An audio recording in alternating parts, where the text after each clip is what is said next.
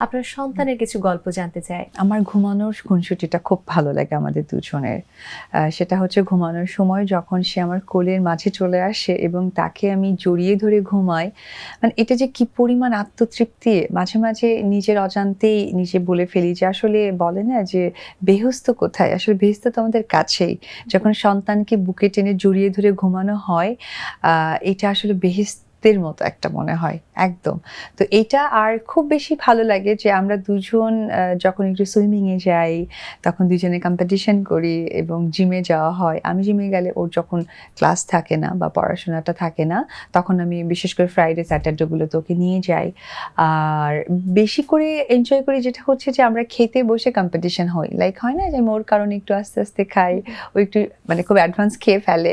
তো এই বিষয়টাতে সে অনেক এনজয় করে যে আমি একদমই পারলাম না। মানে মম পারল না, সে পেরেছে। আচ্ছা।